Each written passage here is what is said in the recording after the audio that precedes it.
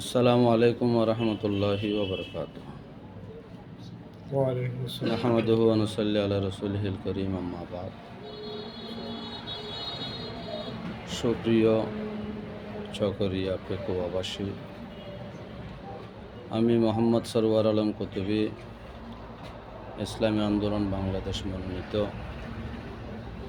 ২৯৪ কক্সবাজার ১ চকরিয়া পেকু আসনের হাত পাকা প্রতীকের সংসদ সদস্য পদপ্রার্থী।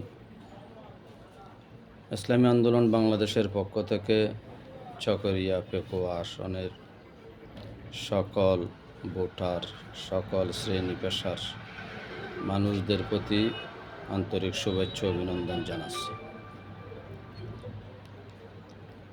এই আসনের আমার দুই সহপ্রার্থী বিভিন্ন দলের দায়িত্বশীল নেতাকর্মী, শুভাকাঙ্ক্ষী সকলকে ইসলামী আন্দোলন বাংলাদেশের পক্ষ থেকে আমরা শুভেচ্ছা জানাচ্ছি, ধন্যবাদ জানাচ্ছি।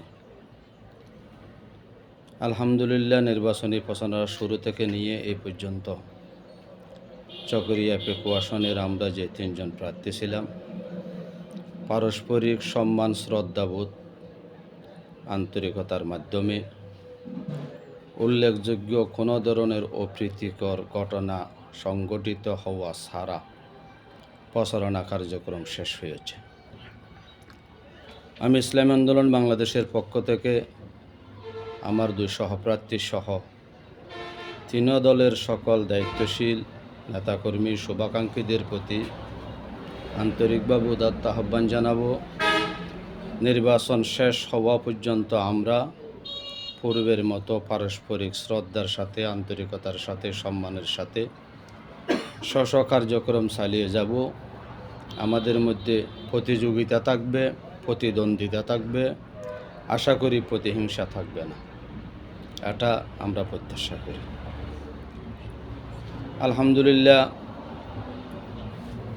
স্বাধীনতার পূর্ব থেকে নিয়ে বর্তমানের এই সময় পর্যন্ত আমরা সকলেই জানি আমাদের সমর্থন নিয়ে বিভিন্ন সরকার রাষ্ট্র পরিচালনার দায়িত্ব ছিল। রাষ্ট্র পরিচালনা করতে গিয়ে প্রত্যেকটা সরকার এদেশের মানুষের কাঙ্ক্ষিত শান্তি এবং মুক্তি দিতে চরমভাবে ব্যর্থ ছিল।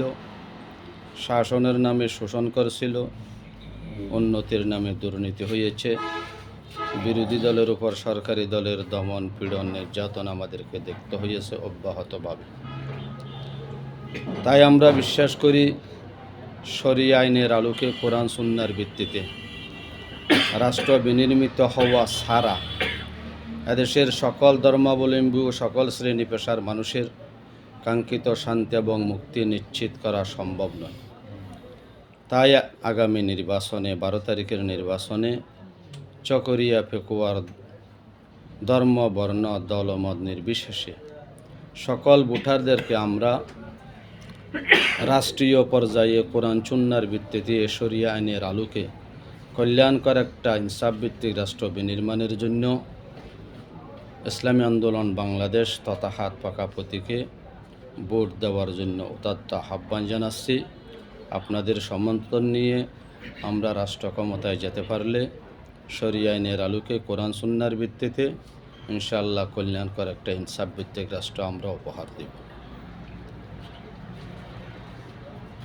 নির্বাচনী প্রচারণায় বিভিন্ন ধরনের গুজব, অপপ্রচার সংগঠিত হয়ে থাকে, হয়েছে, হয়তো আগামীতেও হবে, নির্বাচনের দিন পর্যন্ত অব্যাহত থাকবে।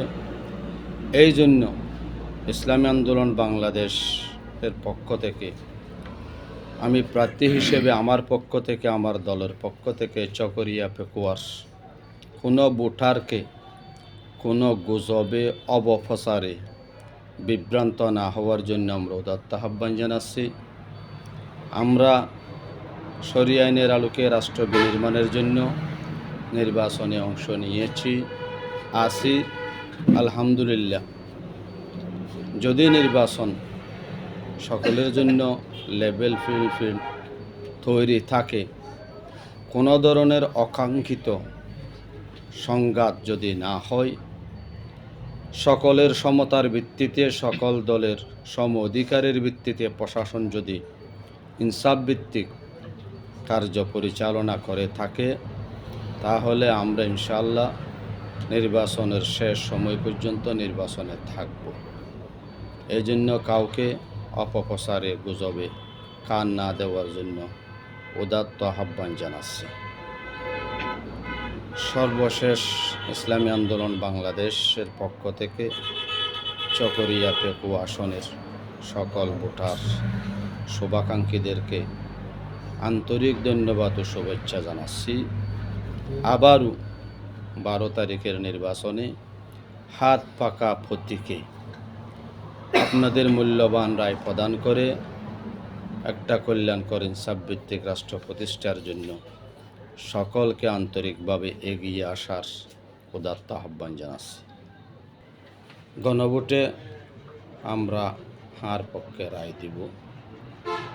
যেহেতু যদি বিজয়ী হয়, তাহলে পূর্বের অন্যায়, অনাচার, অবিচার, দুর্নীতি অনেক ক্ষেত্রে বন্ধ হওয়ার সমূহ সম্ভাবনা আছে। আসসালামু আলাইকুম ওয়া রাহমাতুল্লাহ।